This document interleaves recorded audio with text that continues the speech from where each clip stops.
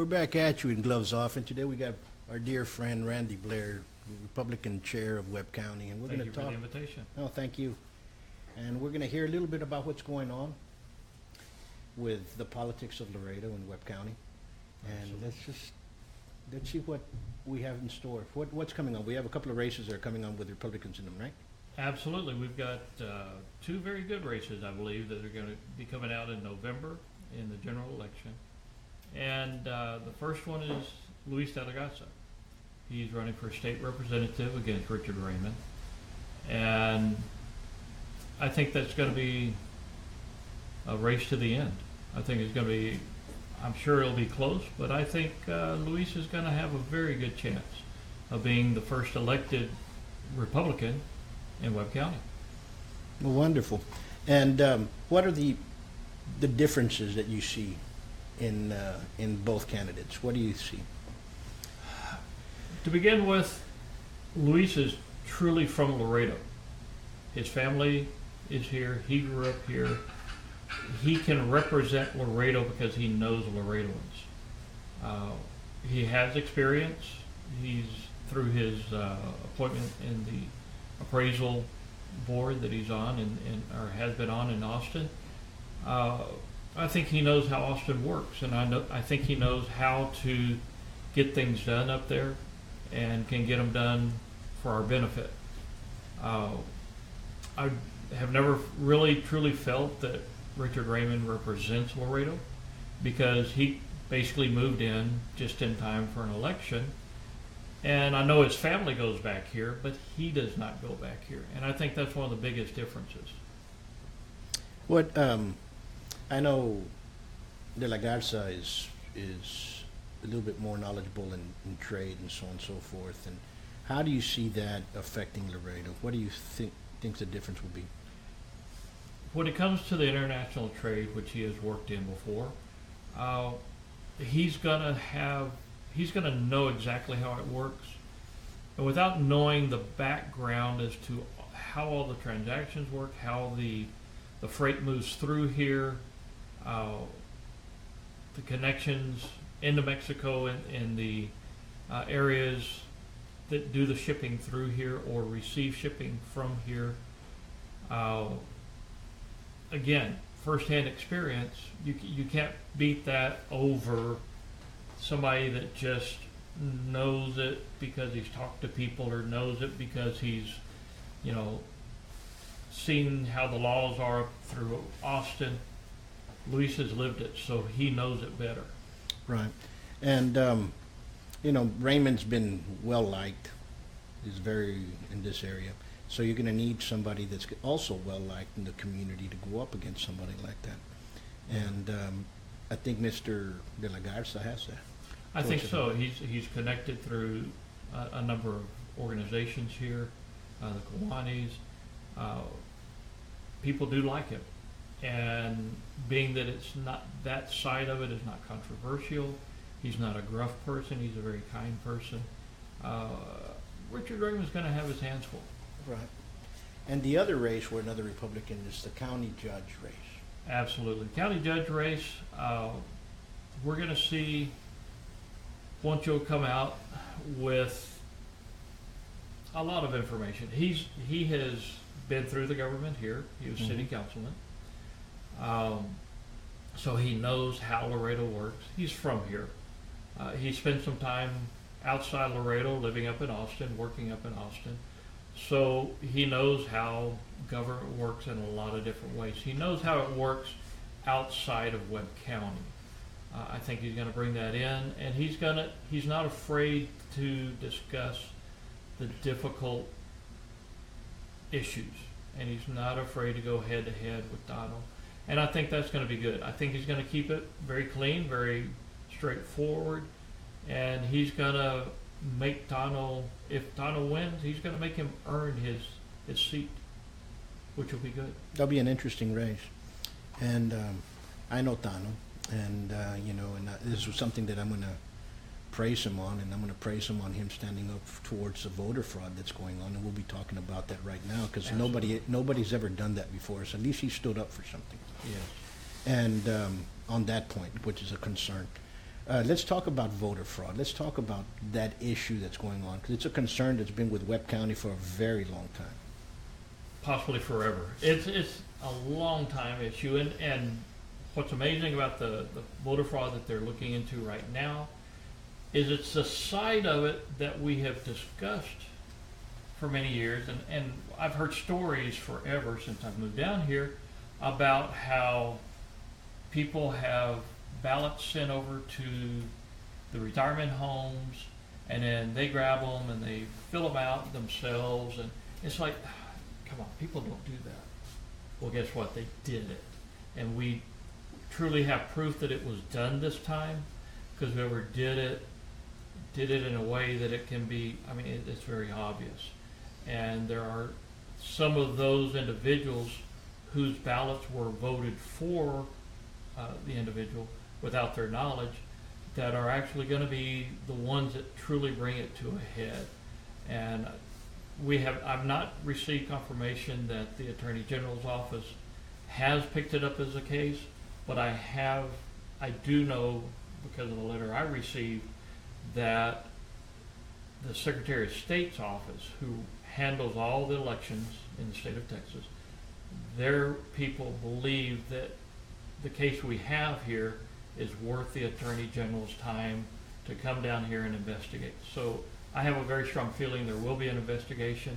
They may be very similar to the FBI, where they're not going to tell us that they're actually doing the investigation or the status thereof, but I have a very strong feeling that it's going to happen.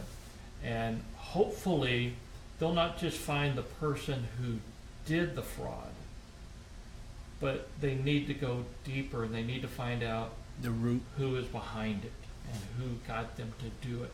Because I don't believe, personally, that it was an individual on their own that went and did this. It's a group. Absolutely. You know, right after these last elections, on Facebook was covered with somebody was paying for votes, and from $30 to $100, and everybody was like, we saw voter fraud, and this is voter fraud, and and I posted in there, and I remember saying, well, if you all have proof, call the Secretary of State, call the Attorney General, call the FBI, do it now. Exactly. And because there was a lot of talk from different camps, political camps, about what was going on. The problem that we have here that I don't know if it's done elsewhere, but here we have the cañoneros, as you very well know. Precisely. And they go out, and these are people that go out and gather votes and bring votes in for a specific candidate, and they get paid for it. For paying for votes, is that illegal? Absolutely not. The other thing that is very close to being illegal, and it happens and has happened ever since I moved here back in '82, I know of, is where there's a very gray area, because it's very difficult to prove what you've done and to prove that it was received in payment for your vote, is you literally cannot, one thing that does happen here is they bust people into the polls. Sure. And just busting them in is not the illegal side. What's illegal is when you have undue influence over a person that would cause them to go and vote for you or vote for the candidate that you are getting them to vote for. So just busing them is not truly illegal. Busing them and having your posters all over in the inside, having them on the outside of the bus, being on the bus yourself, shaking the hands of the people as they walk out of the bus, as they walk back in, that's undue influence. And that I know has occurred here in Webb County before. The other side that is very difficult to necessarily prove is my understanding of where those buses originate from. They have carne asadas. Mm-hmm. And you come back, you get a taco, you get a beer, whatever. That is payment for your vote. And that is illegal. That is illegal. That is absolutely illegal. So if they have the dances and then they take you out to vote, that's illegal. Absolutely. If you receive anything of benefit, even to a single taco, that is undue influence and purchase of a vote, and it's illegal. Now, the amazing thing is, it's happened all the time. They've been busing people to polls forever here in Webb County. People here, as far as the candidates, don't see that as a problem. Yet, when they just recently had the campaign or the elections over in Russia, and a group from the United States went to observe it, that was one of the things that they pointed out, that they were feeding them and busing them to the polls and back and giving them food when they got back. And as a nation, on a national basis, the country feels that that's wrong. But yet here in Webb County, it's looked at as, that's the way we've always done it, so it's no problem. So we've got a lot of things we need to look at and look at the core of it and understand that, number one, these things are either illegal or extremely close to the borderline of being illegal. And either way, they're unethical, and we need to have them all stopped. And that, yeah, you're absolutely correct, because that's been going on. And I've helped out in several campaigns, and you see that early vote, all the buses, all the old folks, all the elderly, or sheep people, in other words. They're all led by the shepherd to go vote. And it's sad. You also see a lot of departments, especially in Webb County, influencing which way they vote. You know, you have that type of thuggish mentality there. They're outside the voting place with a badge, and they're telling you you have to vote this way, and that shouldn't happen. And it's the other thing that's interesting is in Webb County, as every place else in the state of Texas, they draw a line where you cannot cross. They put the markers out there. And if you're going to be working the poll, you have to be outside of that boundary line, you know, waving your sign or whatever. We've had issues where those people get out in the street. I've almost hit people in the street because they stand in front of you trying to get you to vote for their candidate. And I've literally have called in the police to tell them what's happening and tell them, you know, it's a traffic hazard. It's a safety hazard. Literally, I have had to swerve to miss people. Sure. Because of these annex that they pull outside of a poll. A number of years back, our then election administrator, Oscar Villarreal, had some real issues across the county with people doing this and people causing too much of a scene around the polls. And he actually called up and down the border because those are the types of counties that are more similar to ours. He didn't call up north, he called along the border. And he asked these individuals if they would be interested, these other election administrators, if they would support him in trying to get those markers moved further away from the polls. Every one of them asked him what he was talking about. No other county has that issue or that problem except for Webb County. So there's a lot of things we need to do here within our county to fix our elections, and it's got to be fixed on the outside. It's not just the election administrator's office or the actual running of the physical election itself that needs to have some renovation, some cleanup done. It's on the outside, and that starts with the candidates and those who should be in control of the candidates. So in other words, when we talk about the primaries, when we're talking about partisan elections, I'm in charge of my candidates. Sure. And if I see either one of these that we have coming into November doing something wrong, if I see Luis Delgado or I see Poncho Caso doing something that I don't feel is proper, I will call them on it. But I don't see those actions being taken on the other side. It's almost a free-for-all, let them do whatever they want to, and that is causing major problems in our election process. And until that side cleans up their act, we will continue to have these problems because they're not necessarily truly ethical problems. They're borderline there, and they're not necessarily legal problems because they're borderline over there. But they are problems nonetheless. And we should have much better, much cleaner elections where you don't have all of this out there on the street, in the back rooms, you know, wherever they're having the carne asadas. That should be cleaned out and removed. But as long as you have individuals that work areas of Webb County, East Cañonero, as long as you have those people who can control votes and get their people to do the votes and are being paid by candidates or by a party to do so, we will continue to have the problem. So it's really us that needs to fix it. It's the party chairs and it's the candidates. And if the party chairs can't control their candidates, then the party chairs need to be replaced. If I can't control my two candidates, I should be replaced. And that's not happening on the other side. I don't see it. I think everybody sees it. The problem that you have is there's a favoritism within the parties. And I'm going to talk about the Democrat side.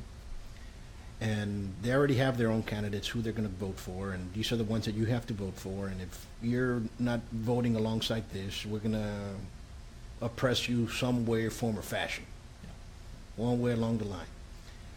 We're going to have debates, but we're only going to have debates that are geared for this candidate because this is our candidate. Regardless of the other 3, 4 that are running, or 5, or whatever, this is the person that you all need to watch out for. And that is wrong. And that has been going on for a very long time here.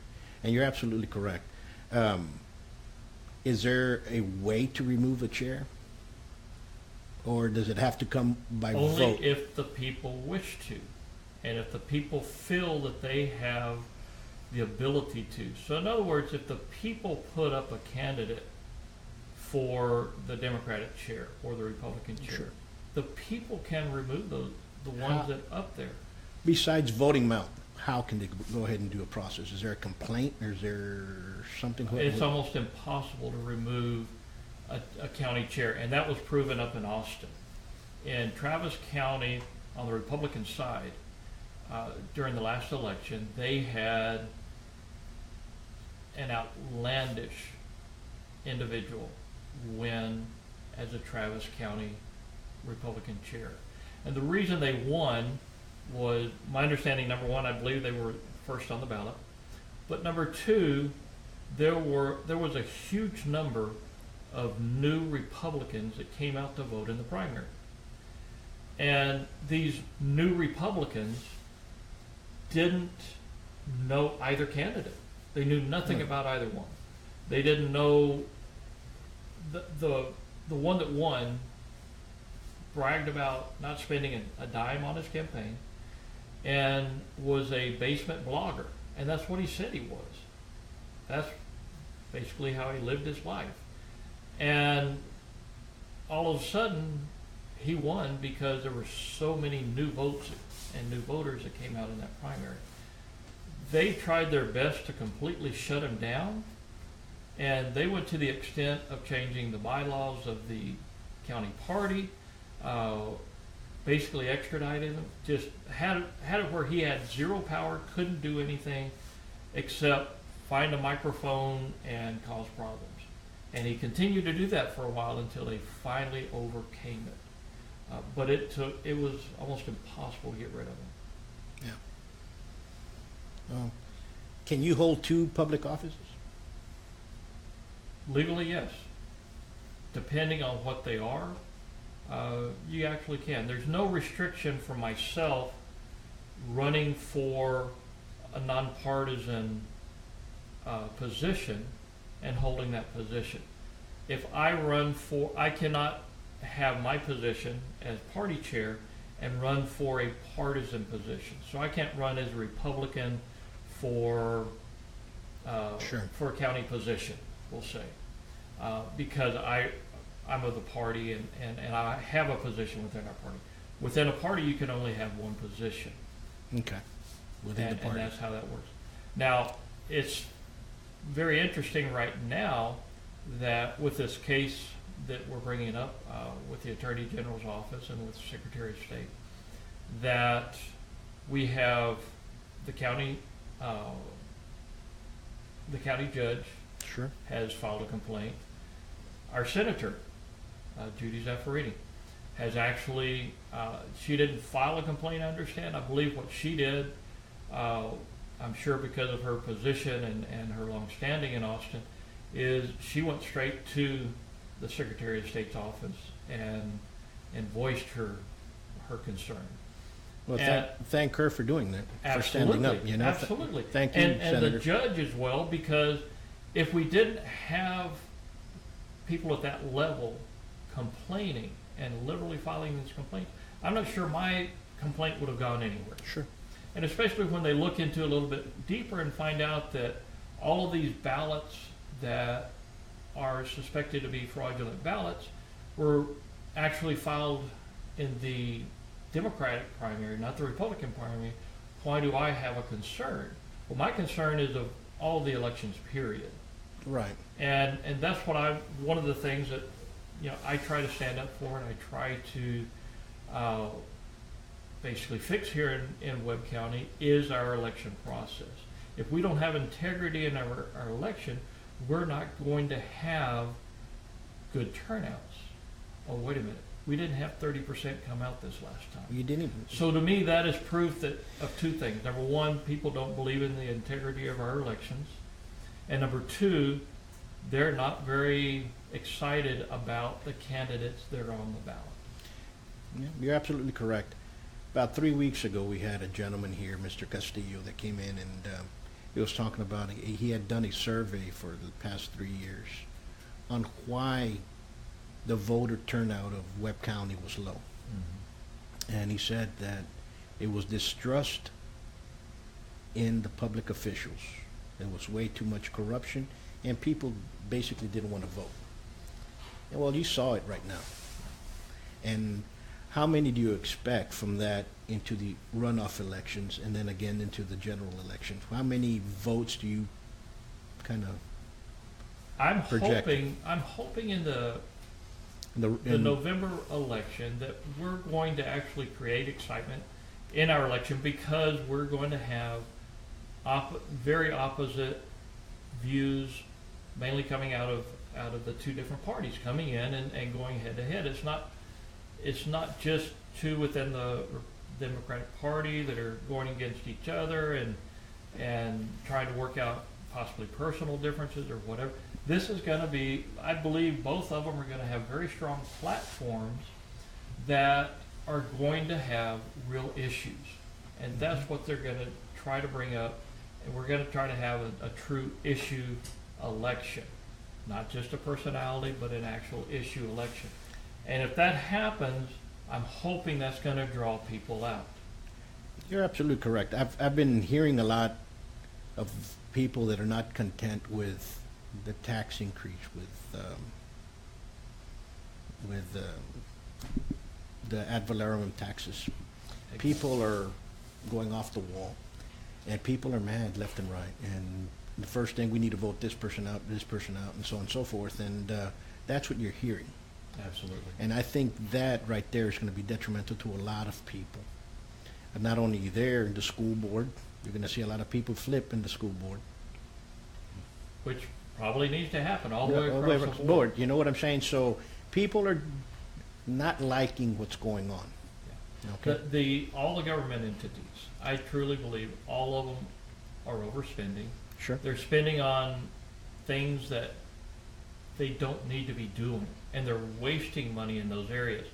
A great thing that people I don't think really put together is if I'm not mistaken, every city councilman has on an annual basis discretionary funds, which means they can spend them how they feel, of $500,000. Now that doesn't sound like a ton of money until you realize that very simple math, 500,000 times 8 councilmen, that's $4 million. That's 200 students that our city tax dollars could pay to go through TAMU on an annual basis and be a full ride. So that's a lot of money that is being spent on things like a water park. They're being spent on another park, improvements to a park, street signs that cost $15,000 a piece, things that truly are not necessary. We have situations in our city that need to be fixed. We have areas where people can't afford to take excess garbage out to the dump site, yard clippings, etc., and they remain piled up on the side of the street for sometimes months.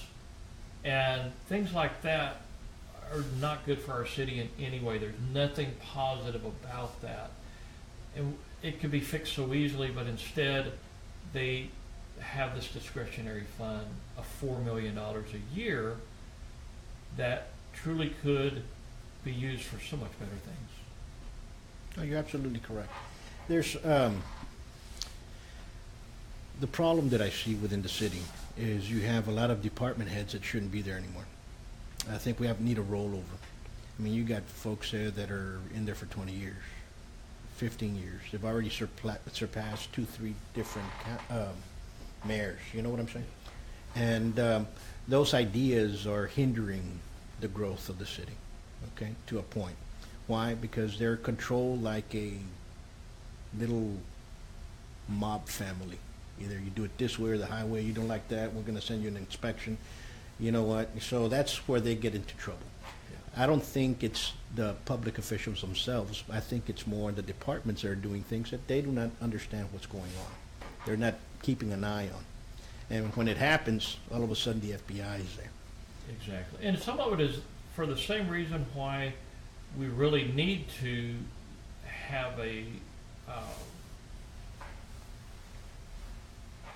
term limit all the way up to our governor. Sure. We found out, and I was always a supporter of Rick Perry. I liked him. I still do. I think he did a lot of great things around the state. I think he led us and kept us in a great economy as best as possible when we went through some very difficult times. But the problem is he was in office for so long that by the time he left, every appointed official in the state of Texas he had appointed. And that's too much power. Sure. I think the same thing happens here when you have some of these department heads that have been there for so long. They have a lot of power.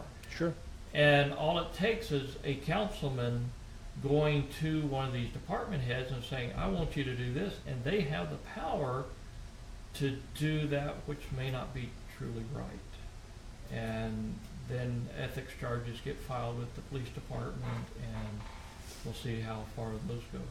Sure. Folks, if you guys have any questions, the phone number's up there. It's 956-949-9500. If you're not on Facebook, download the Border Indy app as well. And we're going to continue talking about the differences here of Laredo, Texas, and what goes on.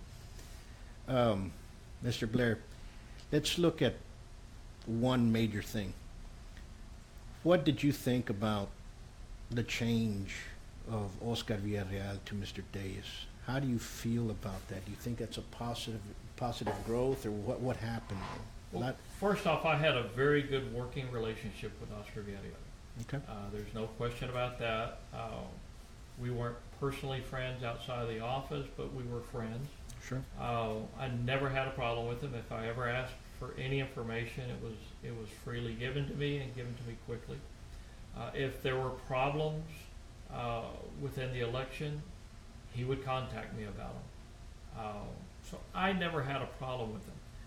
Did he aggressively push to fix some of the ways we run our election here? Possibly not. If that's going to be held against him, I believe those are kind of minor things. We do need a lot of changes still within the process. We need to have our machines replaced. We need to bring in a different system of how you place your ballot And I've been trying to get that in the Elections Commission meeting since about June of last year. Hopefully we'll get it in there, because we have to change that. That has to be improved so that we can have a timely result come out of our election. However, as far as working to make sure that no candidate had advantages within the office, advantages within the poll, the locations, or things that were going on around the polls, I believe he was very straightforward and very honest. He was highly regarded around the state as a very professional elections administrator. He was president of the state association. Sure. So people outside of Webb County thought very highly of him.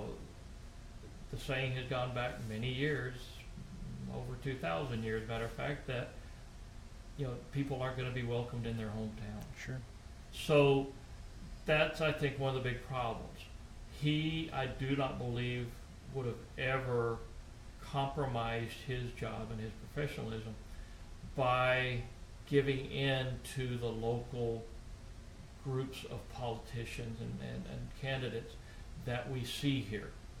And it's not just the Democratic Party, but still just little groups that move from one election to another, try to control, and you see it all the time where they may be a city councilman for a while, and the next thing you know, they're running for county commissioner or some other position. It's like this. These people feel that they always have to be in a position an elected of power. position, doing something for whatever reason. I don't think he would ever do that. I have had not the best relationship with the interim election official, election administrator. I think we need to make sure when we go out for a full-time position for a full-time election administrator, we need to try to get somebody from outside of the county that will come in here and run these elections like they're supposed to be run that office like it's supposed to be run. I'm afraid that anybody locally, it'll be difficult to find another person that was as independent in his working and his thinking and everything as Oscar Villarreal was. Sure. So that's one of the difficulties that I think we're going to face, and I hope we can find somebody prior to November. I truly believe we need to have an independent individual in there for the November election. Who elects them? Who elects that position? They are basically what happens. The election commission will gather the candidates, the applications. We will review them. We will make a recommendation to the county court. It's the county commissioners that actually will hire them. It's a county commission that literally hired Jose Diaz with a recommendation from the commission. We only had one individual that turned in an application, and we were on a very tight time frame when this occurred, so we didn't have the luxury of the time to go out and find a great candidate. Who are the members of that committee or that commission? The commission is made up, it's chaired by the county judge. Sure.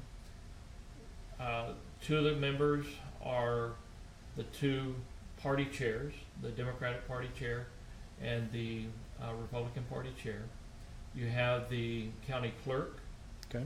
And you have the tax assessor collector. So those are the ones that make up that commission. And that is set up by the state. It's not because the county, this is a part of the county, and the county is a subdivision of the state of Texas. Sure. So all of these rules do come from the state. Do you have any other concerns towards the general election that's coming up? My biggest concern is that outside of the polls, I'm not concerned as much within the poll. Once you come in, once you place your ballot, There are some situations that we've always had in there where, especially in the primaries, where there's a little bit of possibly unintentional electioneering that takes place inside, sometimes with the poll workers, the poll judge.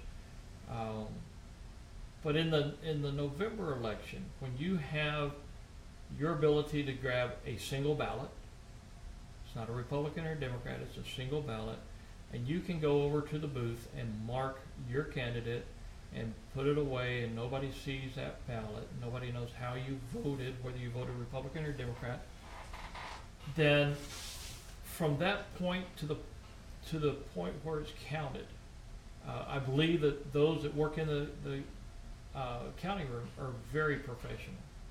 Armando Lopez, who has run it for many elections, Sure. extremely honest. He's very by the book.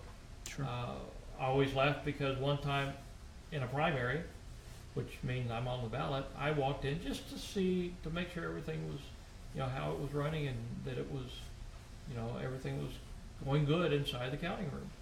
And he very quickly stopped and looked at me, and he and I know each other, and basically told me, he said, "Randy, what are you doing here? You can't be here."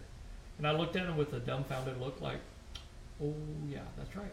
I'm sorry." And I turned around and walked out. He handled it very professionally, removed me, but while I was in there, literally stopped the process. So he runs that counting room extremely well. He's a good man. He's a just man. And, so we got good folks inside. Yeah. We got good individuals inside.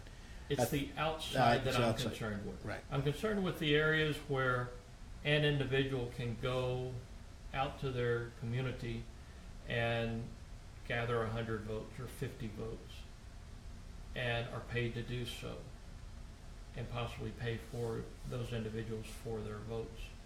I'm concerned with the candidates feeling that in Webb County it's okay to feed the people, to bus them to the polls. Those are some very big concerns.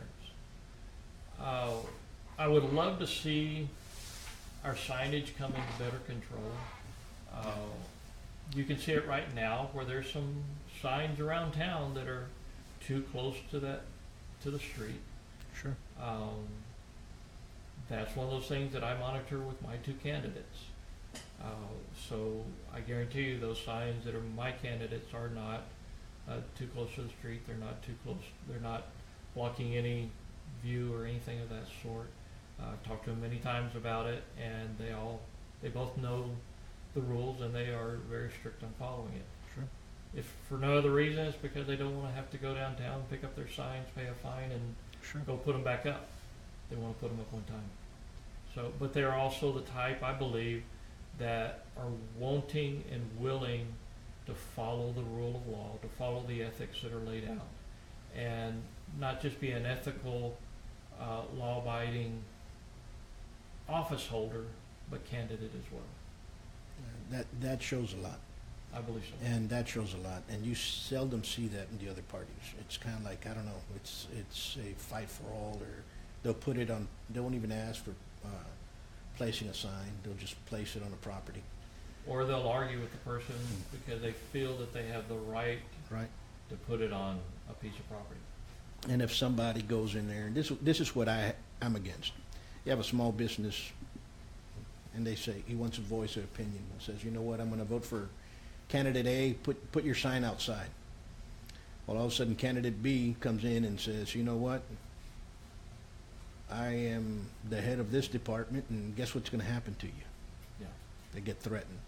And that happens in Webb County a lot. Yeah. We've had a lot of people stand up now. A lot of small businesses stand up against that type of oppression. And that's what we need to really stop. We can't have public officials out there threatening small businesses, or having their family members threaten small businesses. We can't have that. Yeah. It didn't go well with that jail, and I think that's where people got a little bit ticked off.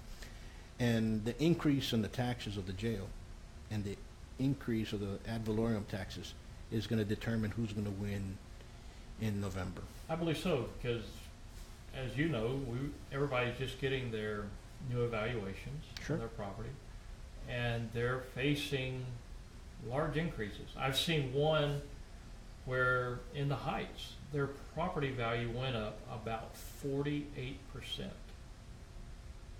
And how can you see that? Their home value, the home was built probably in the 60s, possibly 50s, and it had an increase in value. I always thought that structures depreciated over time, but of course that's my profession. Here, they're saying they're continuing to increase. There's a problem there. And I think the problem stems not from the appraisal district, but I believe that they have they're being influenced by the local governments that continually seem to need more and more and more and more money to do what they do or what they feel is what's necessary. And they forget that they have limited purpose in their position. And that's what they need to literally go out there and rein in. They've got to understand what they're supposed to be doing, what their branch of the government is supposed to be doing, and don't do anything more. You do more, you're spending dollars that are unnecessary. And those dollars are coming out of our pockets. You're absolutely correct. And they want to incite people to come to Laredo, start building in Laredo, and this is going on. People are going to move out. Absolutely. And, that's a big problem that we have. Yeah, we're at the end of 35. Of course, we believe we're at the beginning of it, but most people look at us as you're at the end of the road. Sure. And unless you're dealing with international trade coming into the United States, which we are the largest inland port, unless you're in that business, then a lot of people don't have interest to coming down here. You're absolutely correct. It's a great place. It's a great place to raise a family, but people don't see that. Unfortunately, they see what's in the state national news that is mostly exaggerated, mostly incorrect about problems in Laredo, because we don't have the violence that is stated, but it's still out there in the media. I think people confuse Nuevo Laredo with Laredo. Absolutely. And they're totally two different cities on the same border. And not only that, we're two different countries. Exactly right. And because of the particular laws and the way they're being enforced across, they have much more problems than we do here, because we do enforce our laws here much better than are enforced. Oh, of course. I think we have a question here that came up. Here's Mr. Howard Ivy once more. Why haven't Laredo citizens received the second source of water rate hike was for? Dimmitt Utility WSC, secondary water source with the city of Laredo. Do you think how about this? Do you think that the Republican candidates, are interested in a secondary water source for Laredo, for Webb County? I would not doubt that they are, because by having strictly one, having just the river, we can't always rely on that river. As you know, you can go upstream just a little bit from Laredo, not necessarily that far up from Laredo, and find areas that are so shallow you can walk across and the water not be over your ankles, depending on the season, depending on the time of year. But it's those times of year that we're still pumping out the same amount out of the river. So will we eventually someday have that problem?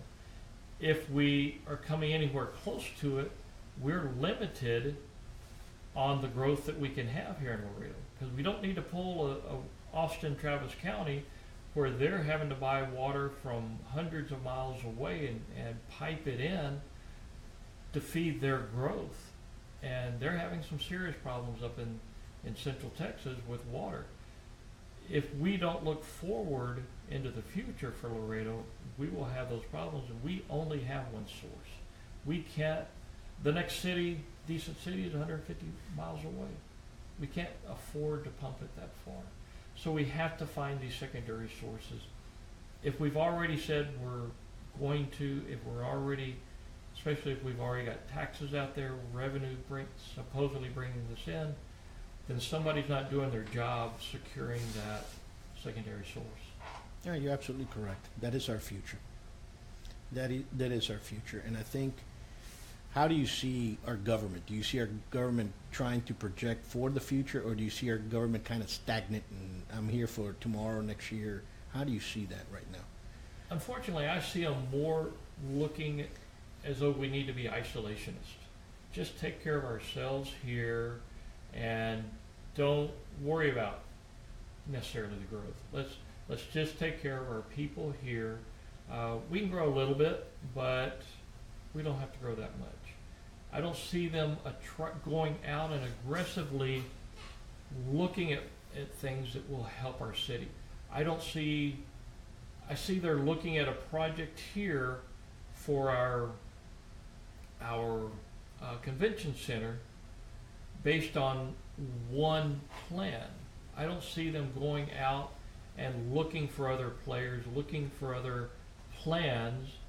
Let's try and see about this one plan and work this one plan. Well, if this one plan does not work out, then we could be 3 years more down the line without anything to help downtown.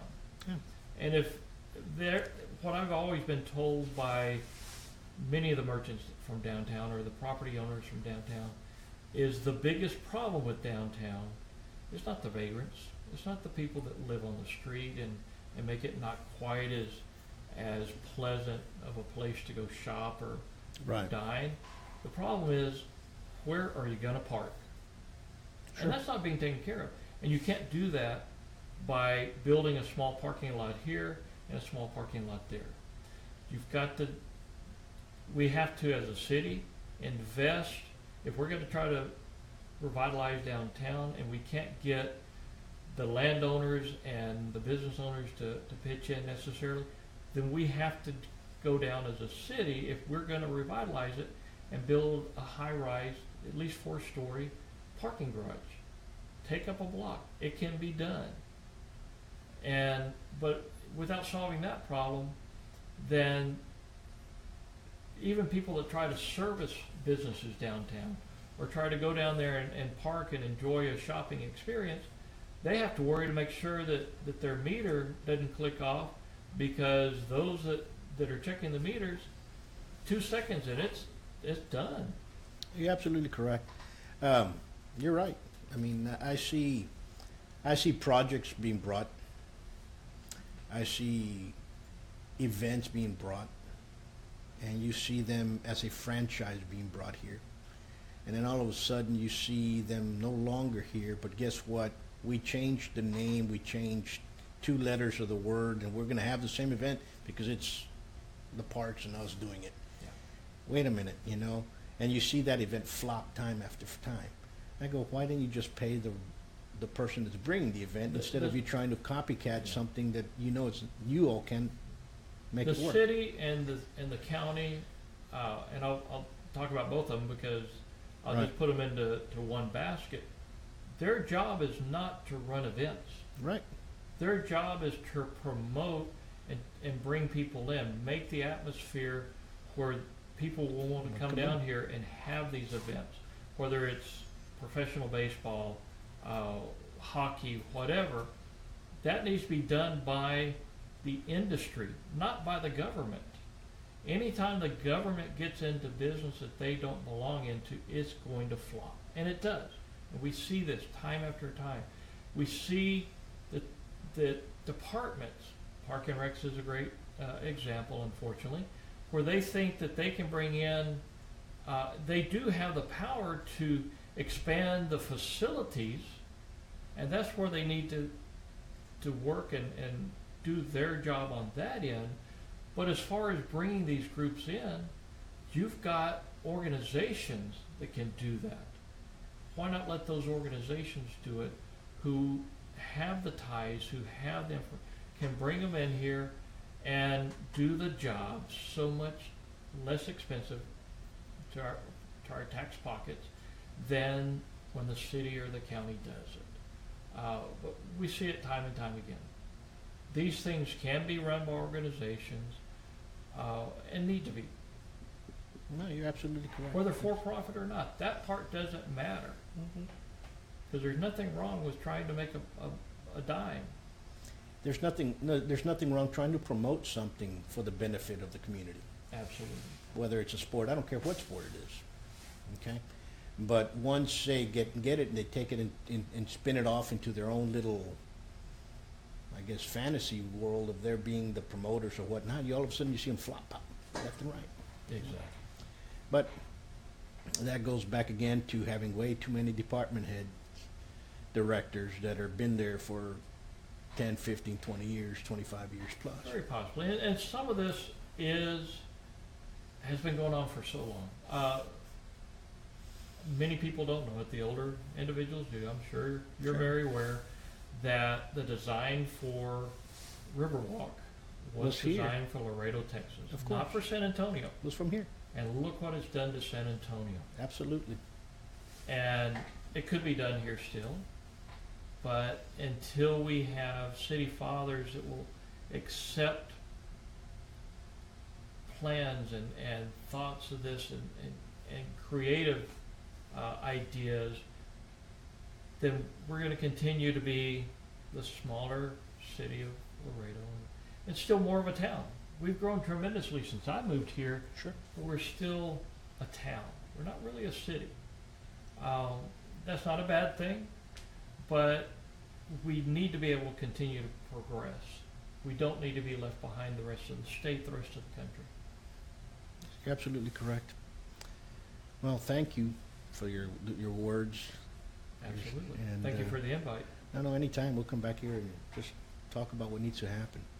And we're going to get close to November.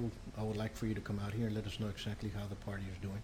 I will. And hopefully we can change people away from we have to vote Democrat.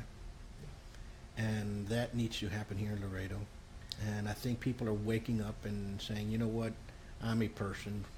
I need to vote for the person that is going to benefit Laredo, not who's going to benefit somebody's pocket. The general election in November will be the last general election where you can mark a box and vote for a party. The state of Texas finally came to realization that we need to stop that because parties do not sit in an office. People do. Exactly. And that's what we need to educate the people of Laredo. We need to inform them and get them to understand that they need to look at the people. They need to really do a little research, read the paper, talk to friends, see what they think, and vote for the best person, the best qualified person. Not a person because of their appearance, because of their name, but vote for them because of who they are and what they stand for and what they can do for us. You're absolutely correct. How do you see that turning in the future? Because if that happens, do you think you still have the Cañoneros playing a major role, or? It'll be a much more difficult job for them because at that point, they don't have the ability also to go in and say, vote for the first person on the ballot or the second person on the ballot. They're going to have a lot more difficult of a job in ensuring that the people that they do bring to the polls vote the way that they're supposed to. So hopefully that will be a big blow to that bad environment within our election. You know, and going on with that, you hear this blue wave that's going to cross Texas. Yeah. What do you think about that? I really don't believe it'll happen. However, I'm not telling any of the Republican candidates that, because if the Republican candidates don't feel threatened and don't go out and continue to campaign and put their case in front of the people, then they will have a chance of not winning. But if they do that, I think the state of Texas is very conservative. I don't think we like the values of the blue party, and I believe that we will see our state continue to be red. Yeah, you're absolutely correct. You know, the Democratic Party changed on the beliefs of what happened to us. So I guess we woke up. Understand what I'm saying? So a lot of people are waking up to that. And we're seeing a lot of differences of what's actually happening with that party. And nothing wrong with, we have a lot of great friends that are Democrats, and all of a sudden you post something in there and the first thing is, you're a racist, you're a bigot, you're stupid, and blah, blah, blah, blah, blah, blah, blah. And they go on and they start yelling, and then all of a sudden they come back and said, wait a minute, I did read about that. Yeah. How come we weren't told? Well, basically it's in front of you. Just wake up, Precisely. Turn on the light in the room, Precisely. And that's what I think has been going on in the last year. And this, with the voter fraud that we're trying to truly attack here, I think is being attacked from both sides, which is great. I'm very glad to have the senator and county judge out there helping in the case, and myself. Hopefully by coming in from both sides, Something can be done. something will be done. Something can be done. And that I needs to think happen. that's very important, because without that, we're not going to get our voter turnout up. We're not. No. How about for this runoff election? How many do you think are going to come out to vote? It's going to be a typical runoff election. You just need that one extra person to come to the poll, and there's not going to be much of a turnout. It's going to be very low. Runoffs are always the most difficult race to run, and whoever literally, in Webb County especially, can bring the most candidates to the poll, I'm afraid those are the people that are going to win. Hopefully, the right candidates will be able to influence the people of Webb County to bring the right their people to the polls, but it's going to be very difficult. Very difficult. Okay. Thank you. Thank you. And for you folks out there, let's start opening up our eyes and waking up to what's going on. And be safe out there this weekend. Until next time, peace.